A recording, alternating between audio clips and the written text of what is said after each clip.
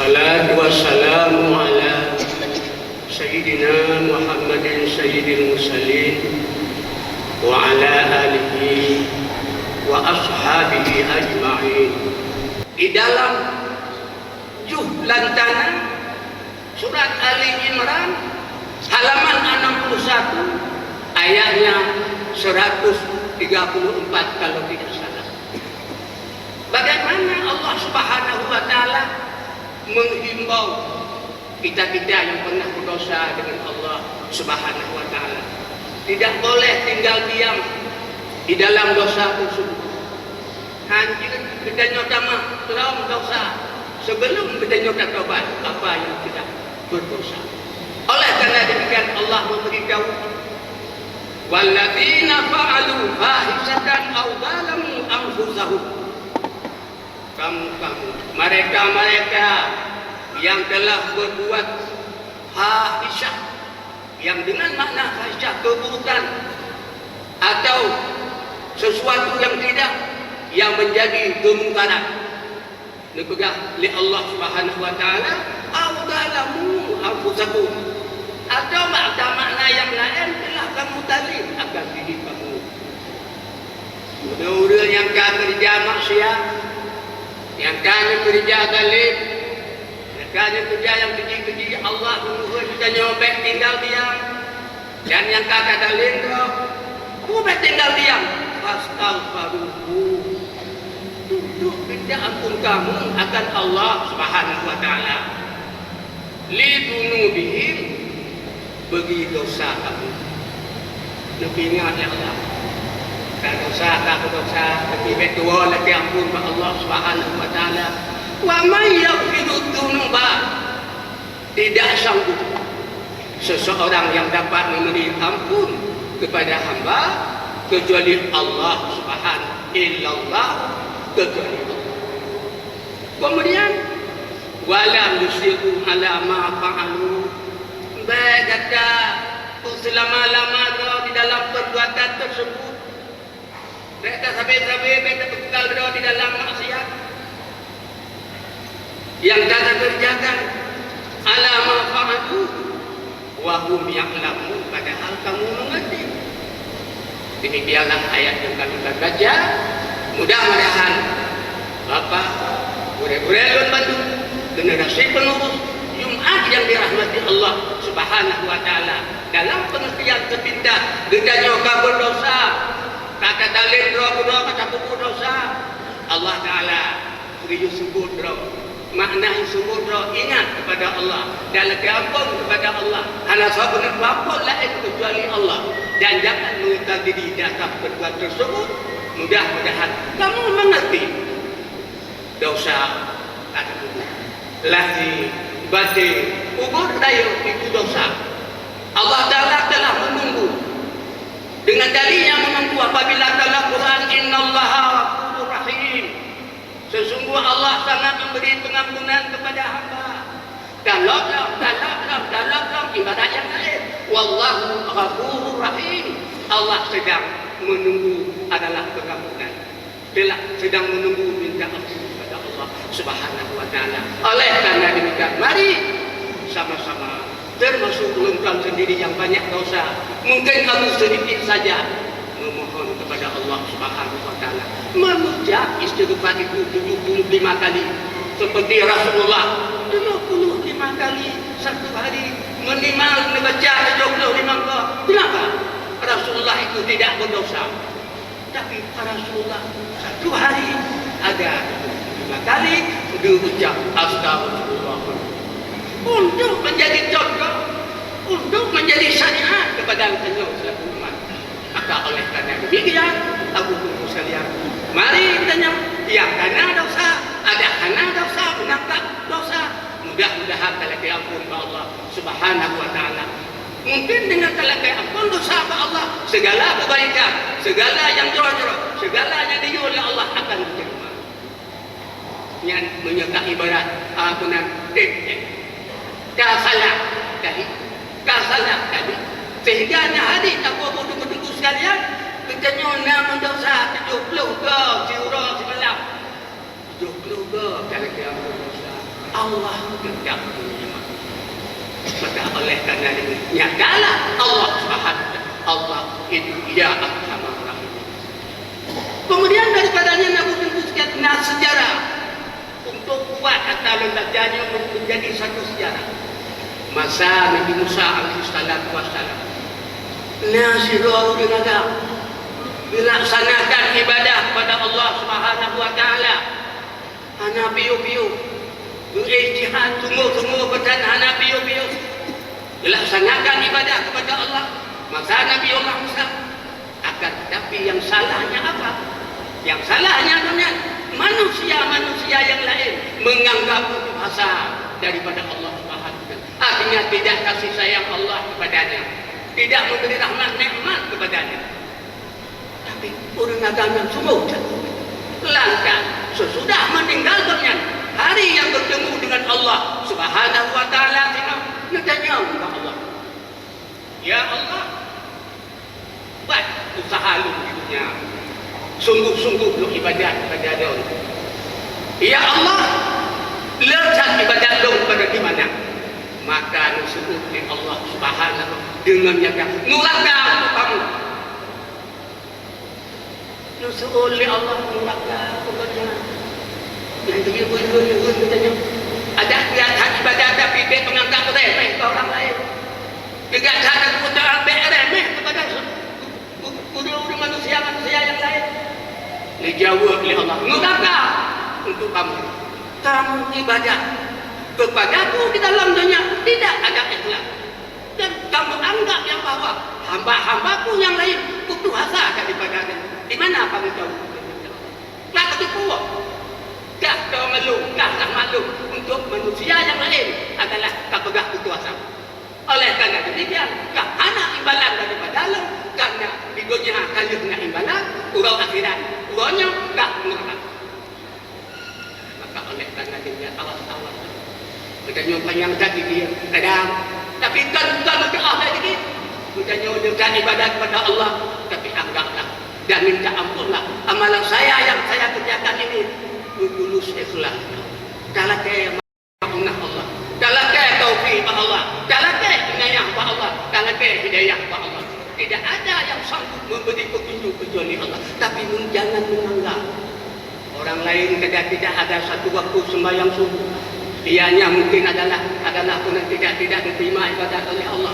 Kadang satu jemaah memang banyak orang. Tak anggap ditanya hanya betul, hanya dijak jemaah. Kadang-kadang Cina guru yang tak kalah nyata, hanya cuma ibadat kepada Allah, mungkin yang kita anggap remeh. Itu satu contoh pada Nabi Musa alaihissalatu wassalam, sungguh-sungguh dan ibadat kepada Allah.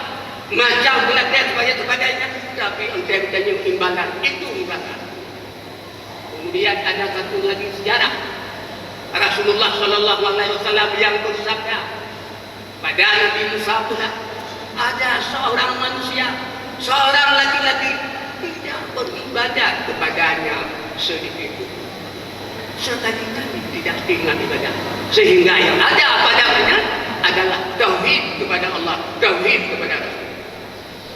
Bahwa yang tentu yang berbahagia sepanjang laki-laki tersebut meninggal dunia. Dia tak meninggal dunia.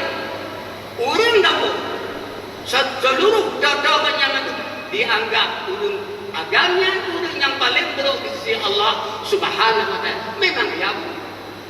Maka betul orang agamanya hanya dibuka pada orang aku. Hanya disemangkan oleh orang aku. Hanya dipegang, hanya disemayang. Hanya dikebumikan pada tempat-tempat yang bagus, hanya mayatnya diletakkan kepada kain putih. Yang nak tauhid kepada Allah, kepada Rasul, maka orang agamnya dalam kalangan kampungnya hijau rame-rame diletakkan kepada kain putih, menganggap dia orang fasik, orang buruk, orang segala macam. Maka bahwasanya Allah berfirman kepada Nabiullah Musa, hai Musa Nabi, hai Musa Rasulullah, tajajjal alaih salah silap urun adam awliyalah negeri Allah di kampung boleh tajajjal yang sebahagian daripada awliyalah kamu meninggal hanya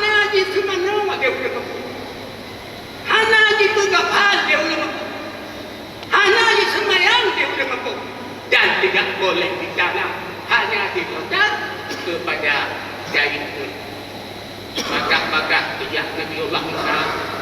Karena firman Allah Subhanahu wa taala, maka itu gede berhoi dengan Nabiullah Musa, lebih salur dengan Musa. Hai orang kampung katanya orang meninggal sebab udana di pegangan Allah taala untuk long kena karena udang adabnya anak semana apa meninggal, anak tak faham meninggal, anak semayang meninggal, bahkan takkan jok mayat di garap nak dulu.